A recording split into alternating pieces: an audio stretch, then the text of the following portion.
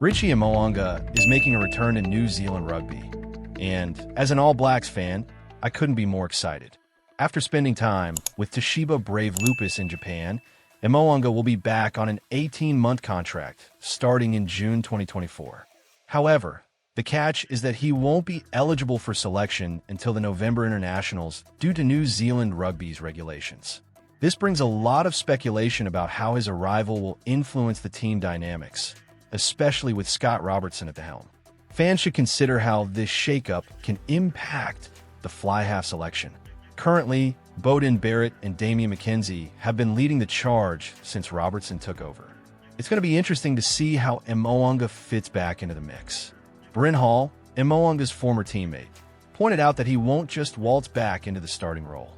He'll need to prove himself, especially since Barrett and McKenzie will have had 2.5 years to establish their place on the team before Mo'unga's return. What are your thoughts on this? Do you think he can reclaim his position as the first choice number 10? Go All Blacks in the comments. James Parsons also weighed in, emphasizing how the game has evolved. He noted that the days of having a single, fixed fly half are gone. The Springboks have shown us that depth and variety are essential, utilizing multiple players like Manye Libbok and Handré Pollard effectively. This shift in strategy could benefit the All Blacks as well. Parsons believes that having Mo'unga around could complicate things for opposing teams, making it harder for them to prepare for New Zealand. Can you imagine the pressure it puts on other teams when they don't know which number 10 will show up? It's a game changer. Do you think this depth will elevate our game? Let me know your thoughts and where you're from. But Hall pointed out a challenge that comes with this kind of rotation. It can be tough for players to find their rhythm when they're in and out of the squad. As competitors, they want to be the one leading the charge every week. The South Africans seem to have found a way to make it work, and it's something we'll need to figure out too. As we look ahead to the future, it's clear that Mo'unga's return adds an exciting layer of complexity to our fly half situation.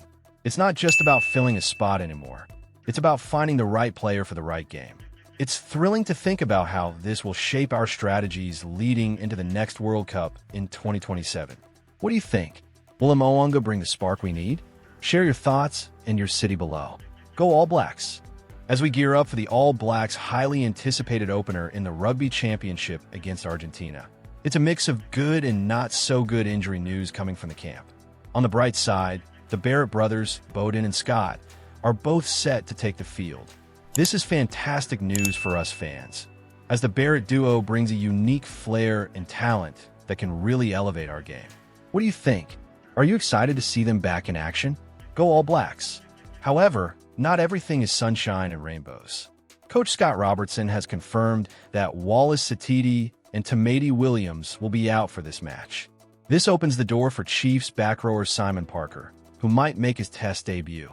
It's always an exciting moment when a new player gets the chance to represent the All Blacks. Parker's recent performance in the NPC must have made quite an impression. It's great to hear that he's ready to roll. Robertson shared some encouraging words about the Barrett brothers, stating that Beauden's hand is fully healed and Scott is in excellent condition after his rehab.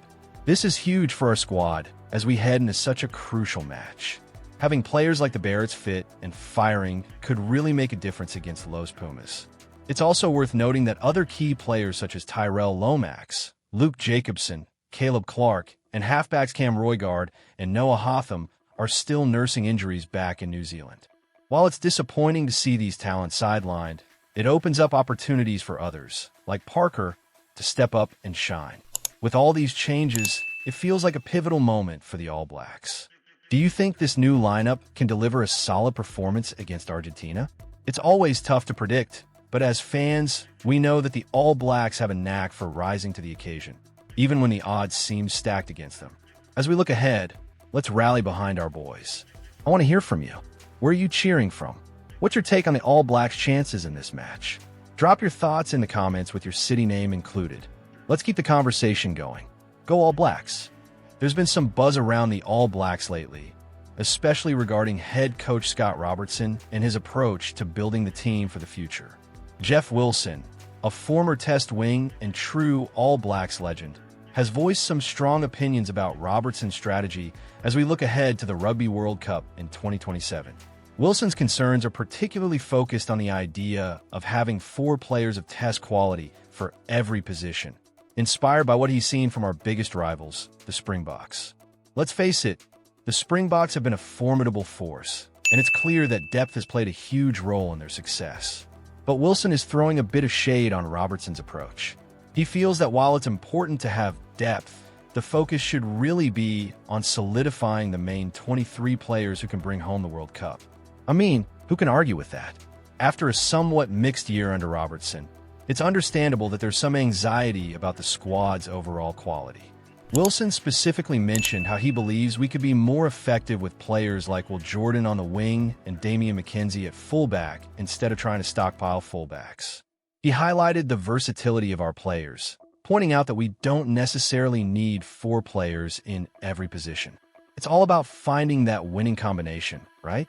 He even referenced Richard Kawhi's performance in the 2011 World Cup, emphasizing the importance of talent and game understanding over merely having depth. Now, with injuries sweeping through the squad, Robertson is indeed going to have to rely on that depth more than ever in the upcoming Rugby Championship. We've got a training squad of 42, but it's frustrating to see key players like Asafo Omua, Ofa Tuungafesi, and Stephen Pirro sidelined. It's a tough situation, and while Wilson is advocating for a focus on a solid 15 that can win in 2 years, the reality is that we need to navigate these injuries smartly. I'm curious to hear what you all think about this situation. Do you agree with Wilson that we should prioritize finding our strongest 23 players, or do you think Robertson's strategy of building depth is the way to go? Go All Blacks in the comments. As we gear up for the Argentina test, let's rally behind our team and see what this new squad can achieve. Where are you cheering from? Drop your city and your thoughts on how the All Blacks are shaping up for the future. I can't wait to read your opinions. It's an exciting time for All Blacks fans as we look towards the future with some intriguing developments regarding our fly half lineup. With Richie Mo'unga making his return to New Zealand, the dynamics of the team could shift dramatically, especially for Beauden Barrett and Damian McKenzie. Both players have shown their talents, but haven't consistently secured that coveted number 10 jersey. Now, with Mo'unga back in the mix, the competition is definitely heating up.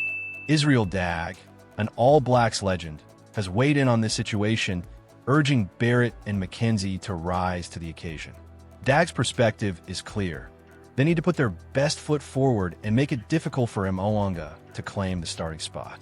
He believes that this rivalry could lead to some stellar performances that not only benefit the individuals, but also strengthen the team as a whole. It's a classic case of competition breeding excellence, which is something we love to see in any sport. What do you all think about this situation? Are Barrett and McKenzie up to the challenge? Or do you believe Mo'unga will establish himself as the first choice easily? Go All Blacks in the comments. Dag's experience with Robertson and Mo'unga during his playing days gives him unique insight into their synergy. He points out that their strong relationship could be a game-changer for the All Blacks, particularly as we head towards the next World Cup. It's crucial for the team to have a fly half who can control the game under pressure, and Mo'unga has shown that capability in the past. His calm demeanor and strategic thinking can turn the tide in tense moments, and having that kind of player on the field is invaluable. However, this situation isn't without its risks. There's a chance that introducing Mo'unga could disrupt the current rhythm of the team. It's a balancing act. Will this new addition bring clarity and strength, or will it complicate things just when we need to be firing on all cylinders? Dag hopes for the former and encourages our current fly halves to step up their game. So, how do you see this competition shaping up? Will Barrett and McKenzie rise to the occasion? Or will Mo'unga reclaim his position as the go-to playmaker? We want to hear from you. Drop your thoughts in the comments. And be sure to include the name of your city and your opinion on the All Blacks future as we gear up for the next big challenges ahead. This is an exciting time for All Blacks fans, and we can't wait to see how it unfolds. Subscribe for more insights and commentary.